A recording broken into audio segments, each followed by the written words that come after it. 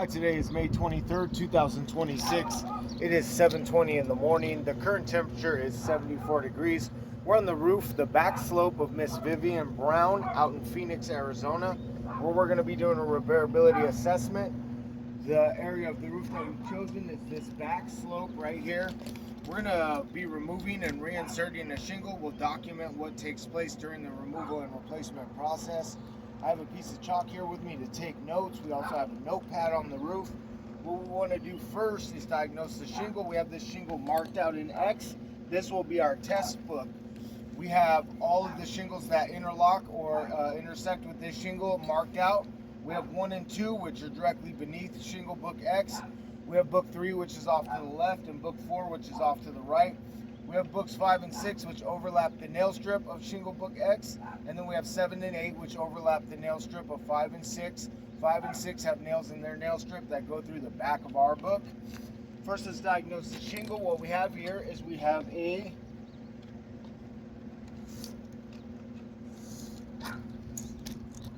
36-inch 3-tab shingle. The shingle, I believe, consists of these 3 tabs, 1, 2, and 3.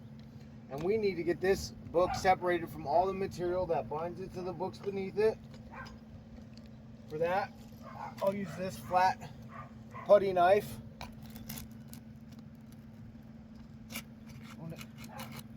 Get it free. The glue is just, that's not going to work. That's going to wind up ripping through the shingle book.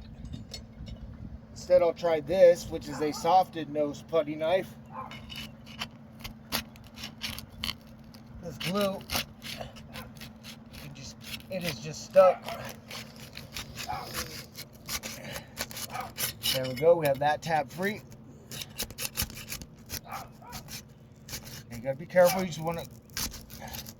We're just trying to get this shingle free of the material that binds it to the books beneath it. You don't want to rip or tear anything.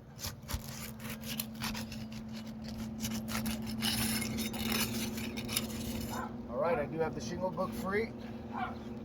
Now I'm running my fingers underneath to make sure we don't have any tearing or any material transfer. Now I need to do the same things for books 5 and 6.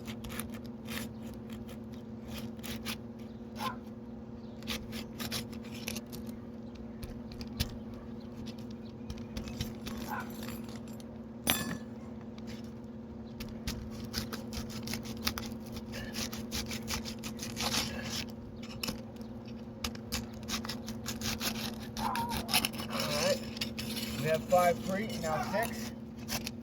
Good news about 6, I don't have to do all of 6. Just the 1 tab that overlaps our book. There we go. Now 7 and 8.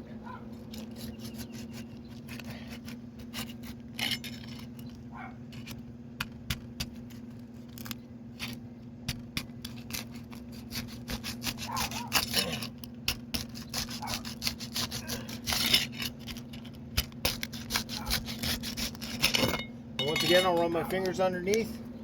I'm feeling for any mat transfer, ripping or tearing, making sure that everything's okay. You've got a little bit of mat transfer going on right here. We see this area right here is ripped off, and it is on the bottom of this shingle. That's called material transfer. And we can see that material ripped off. We mark it as MT, mat transfer.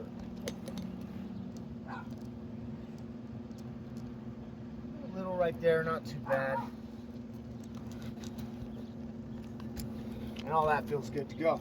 Now what I need to do is remove the shingle from the decking. How we'll do that is we will remove any fasteners and staples that hold our shingle book into place. We'll start on our shingle book. We'll pull this nail first.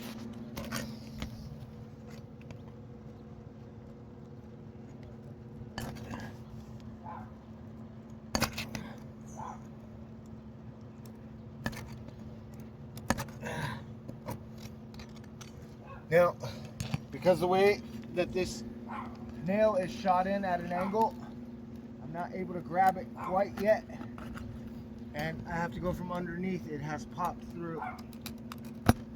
Pull that and get that out of there. Get this one from the top.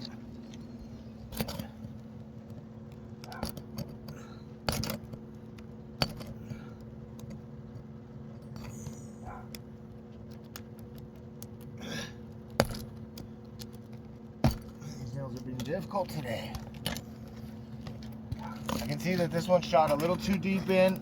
I want to go from underneath. Unfortunately, that popped through. I'll get that when I pull the shingle.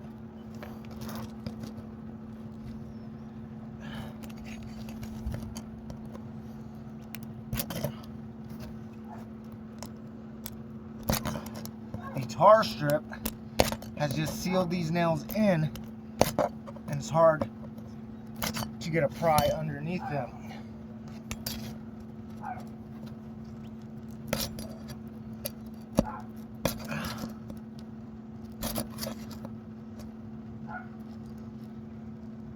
That tar strip is just so built up around the nail that it's almost impossible.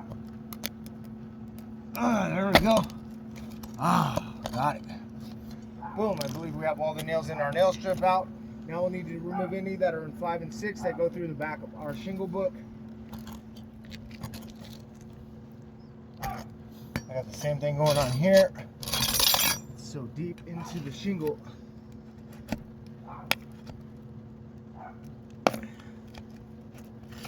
There we go.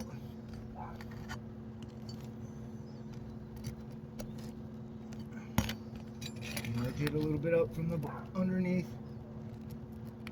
There we go.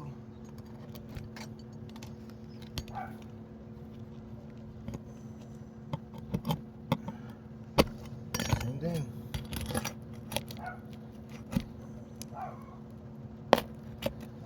Now that one popped through. It is underneath the shingle book. But I got it out. Hoping this is our last one. Once again, it is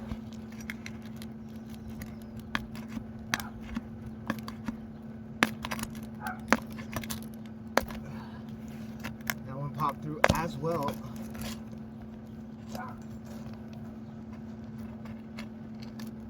But I do have a grip on it there. We've gotten it out. I think I should be able to pull my shingle book out, and I can't. Now what I'm going to do is a search of the underlayment, making sure that we have a solidly sheathable surface, that the underlayment is not ripped or torn. This is one of those nails that pop through. We'll get that out of the way. Perfect, and we're good to go. Now I'm going to take my shingle book. This is that material we were talking about, the material transfer. This is on the bottom of this book, on book 5. See another area right here. This is also material transfer. I'm going to take the same book, line it up into place. Now that I have it in place, I'm going to take 1 1/4" per code roofing nails and the recommended roofing snake. The reason why we use the roofing snake, so we don't have to lift books 5 and 6 more than necessary to get an appropriate nail strike.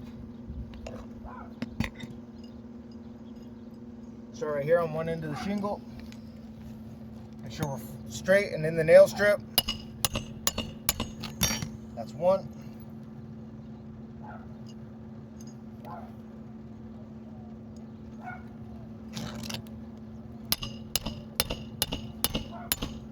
That's 2. You see a small indentation there from the roofing snake. That's called a tool impact. I'm gonna just mark that out. We gotta be careful about those. Those break the shingle and expose the fiberglass. It's often very common with the roofing snake as the tool because of how it needs to butt up to the shingle to be in the nail strip.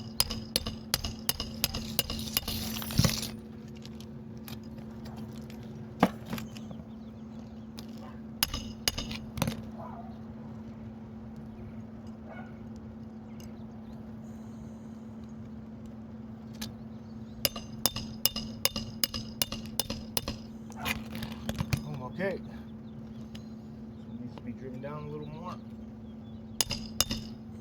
Okay, we do have our shingle book back in place. Now I want to do a review of all the surrounding shingles. We'll first look at book 1. Book 1 is solid, it has not been affected by the repair. Book 2, same thing, it is solid, has not been affected by the repair. Book 3, can you hand me the brush? Yeah. Book 3, solid, has not been affected by the repair. Book 4, it is good, it has not been affected by the repair. Book 5, see a little bit of granule loss here, which is the beginning signs of creasing. That's okay, there's not a lot of it. We have the tool impact here.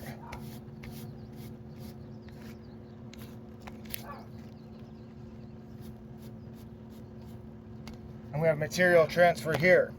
So this one has a little bit of creasing here, tool impact here, and material transfer on this tab. This is a damaged shingle, it needs to be replaced. Book 6, we have this one tab here. And if we look right here, look at this.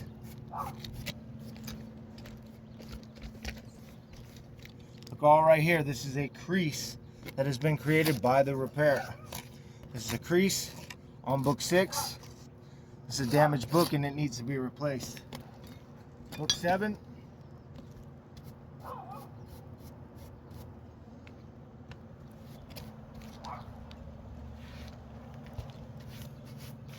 We're starting to see creasing right here. This is creasing. This line right here is all creasing from either reinserting the nail or from pulling the nail that was in this book 5. This is a crease. This is damaged. It needs to be replaced. This is 6. Look at it, or 8. Right here. We see a large crease throughout the top of this. That is simply just from lifting it enough to get a nail out or to get a new nail in. Has created this crease, and this one over here. Because of that, I see that book 5, 6, 7, and 8 have all been affected by the repair. That leaves us with a ratio that 4 out of 8 shingles are damaged during the repair process. And because of that ratio, I do give this roof a repair.